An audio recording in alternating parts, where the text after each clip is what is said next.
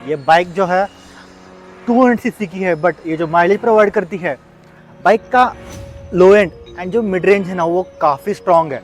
125 तक बाइक अच्छे से पुल करती है। एंड अगर इंजन के रिलायबिलिटी के बारे में बात की जाए तो मुझे अभी तक आपको कई कई जगह पर पैनल गैप्स देखने को मिल जाएंगे।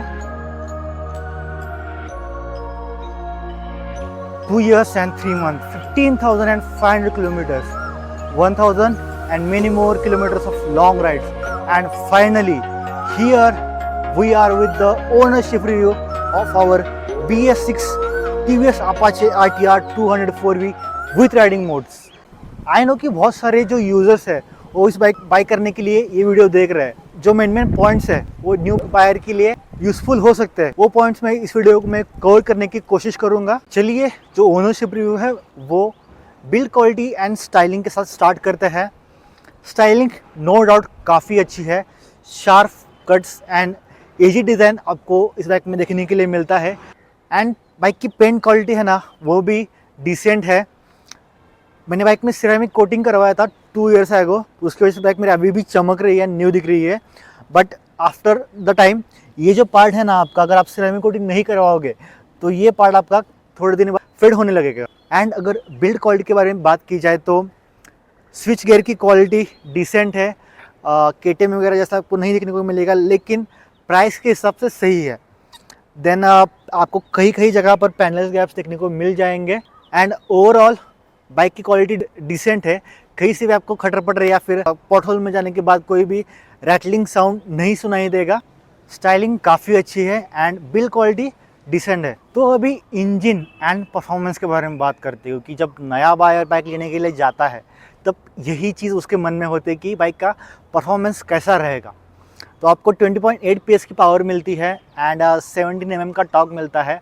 बाइक का लो एंड एंड जो मिड रेंज है ना वो काफ़ी स्ट्रॉन्ग है। अगर आपको बाइक को टॉप एंड में भगाने में इंटरेस्ट नहीं है एंड आपको 80 to 95 100 के बीच में क्रूज़ करना पसंद है, क्योंकि मैंने बहुत बार देखा है कि जो भी बाइक महंगी बाइक लेते हैं 1250 GS हो गई या फिर वो भी लोग 100 to 120 के बीच में ही क्रूज़ करते हैं। वो भी ऐसा नहीं कि 140 180 के स्पीड पे क्रूज़ करते हैं, नहीं। वो जो स्पीड जोन रहता है ना 80 to 100 वो आपका सेफ जोन रहता है। उसमें आप बाइक को अगर स्टॉप भी करना रहेगा तो आप इमरजेंसी में स्टॉप भी कर सकते हो। 125 तक बाइक अच्छे से पुल करती है, उसके बाद 140 तक थोड़ा थोड़ा आराम से जाती है।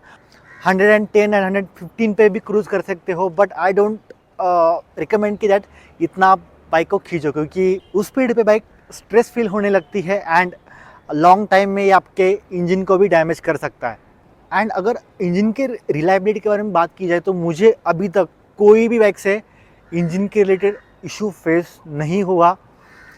टैपिंग का भी इशू नहीं फेस हुआ, जो कि अपाचे 200 की 4V के साथ आता है मोस्टली। बट वो क्यों आता है? क्योंकि इंजन ऑयल से वो आता है, क्योंकि स्टॉक जो इंजन ऑयल है TVS का वो काफ़ी घटिया है।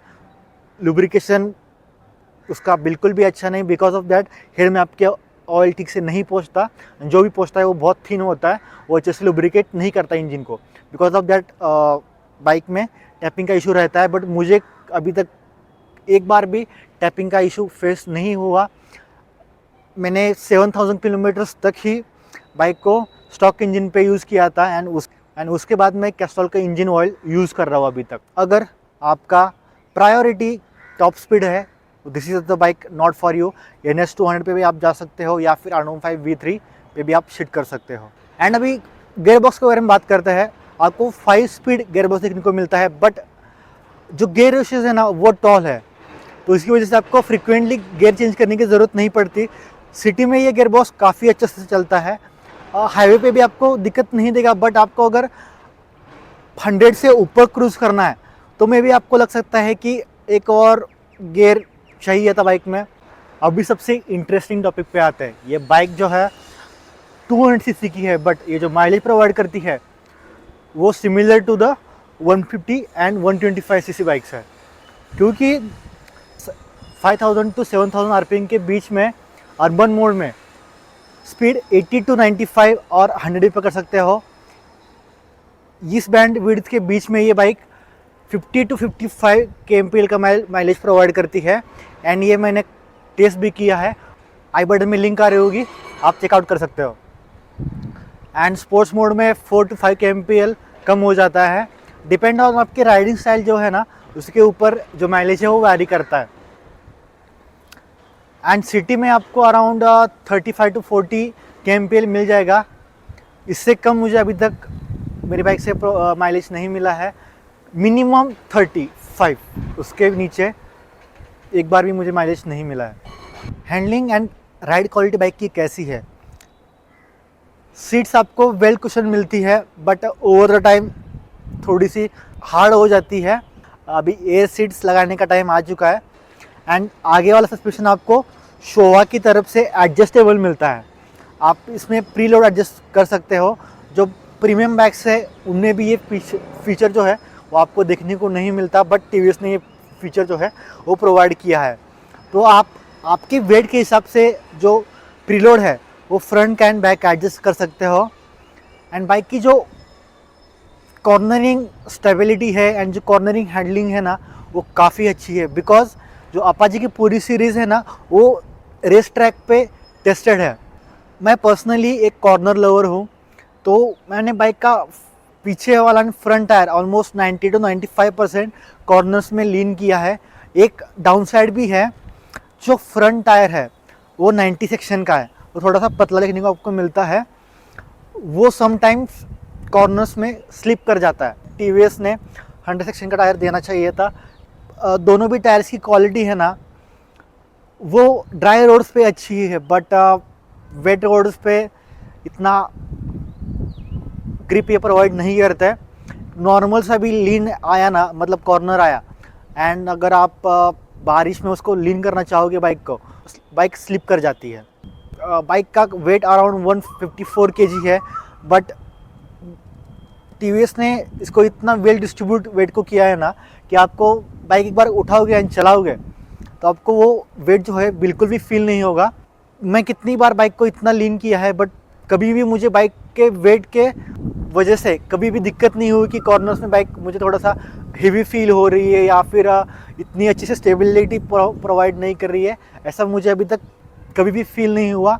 ऑन रोड स्टेबिलिटी बाइक की भी काफ़ी अच्छी है। 140 सेक्शन का पीछे वाला टायर होना चाहिए था एंड फ्रंट जो 100 सेक्शन का होना चाहिए था, तो और वो अच्छी स्टेबिलिटी प्रोवाइड करता बाइक को। हाई स्पीड में आपको और आफ्टर 130 थोड़ा सा बाइक स्टेबिलिटी लूज हो जाती है, बट उसके नीचे नो प्रॉब्लम। एंड बाइक की जो लीनिंग एंगल है ना, मतलब सिटिंग एंगल है, वो थोड़ा सा कि लीन है, तो वो थोड़ा सा अटैकिंग लगता है। कॉर्नर्स में अटैक करने के लिए वो आपको इनकरेज करता है। इसकी वजह से मैंने अभी तक कोई भी हैंडल बार मॉडिफिकेशन नहीं किया है बाइक में।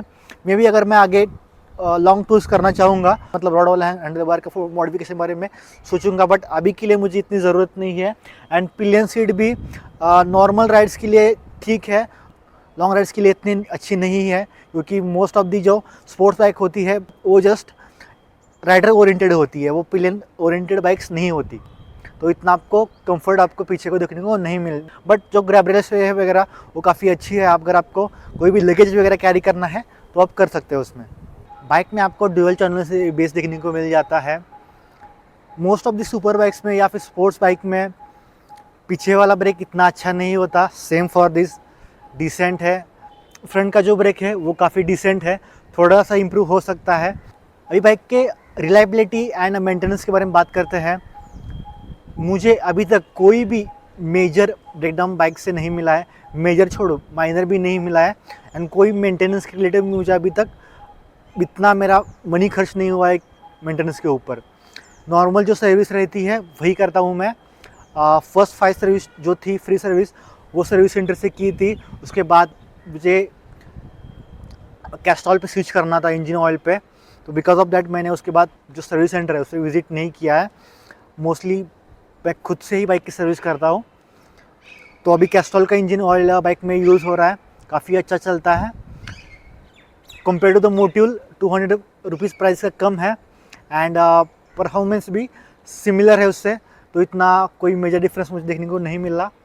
तो मैंने बाइक को 2 ईयर्स में मोस्टली 1 ईयर सिटी में चलाया है मतलब सिटी एंड हाईवे मिक्स ऐसा यूज़ किया है, but from the last 1 year मैं बाइक को ओनली फॉर हाईवे राइड्स के लिए यूज़ करता हूँ। तो इसके हिसाब से मैंने जो एक्सेसरीज़ है बाइक में वो इंस्टॉल किया। मैंने टैंक ग्रिप जो है वो फॉर द टूरिंग पर्पज़ भी अच्छी है एंड लुक पर्पज़ भी ये काफ़ी अच्छी दिखती है। देन हैंड गार्ड्स भी है, नकल गार्ड्स भी है, एयरबैग्स के हैं एंड ये काफ़ी अच्छा प्रोटेक्शन प्रोवाइड करते हैं। मुझे अभी तक 2 to 3 टाइम्स मेरे निकल्स को इसने अच्छे से प्रोटेक्शन दिया है। एंड देन मैंने छोटा सा वाइज़र भी BS4 का भी इंस्टॉल किया है इसमें। इसमें आपको ये जीजी की जो मिनी ड्राइविंग लाइट्स है वो भी इंस्टॉल की है। आपके अगर नॉर्मल हाईवे राइड्स होती है नाइट में तो उनके लिए ये लाइट्स काफ़ी अच्छी है। अगर आप मोस्टली हाईवे पे नाइट के टाइम पे राइड्स करते हो तो इससे ऊपर भी आपको ऑप्शन मिलते हैं लाइट्स के, वो भी आप चूज़ कर सकते हो। मैं मोबाइल होल्डर भी बोबो का इंस्टॉल किया है विद क्विक चार्जिंग। इस बाइक की जो हेडलाइट है वो आपको सिटी यूज़ के लिए ठीक है, बट अगर आप हाईवेज़ पे नाइट राइड करोगे तो ये आपको इतना बेटर इल्यूमिनेशन प्रोवाइड नहीं करती है। If you have any queries about this bike don't hesitate to ask me in the comment section, या फिर मुझे इंस्टाग्राम पे भी DM कर सकते हो। चला तर मंडळी, मग भेटू नेक्स्ट व्हिडिओमध्ये. Till then take care, ride safe and bye bye.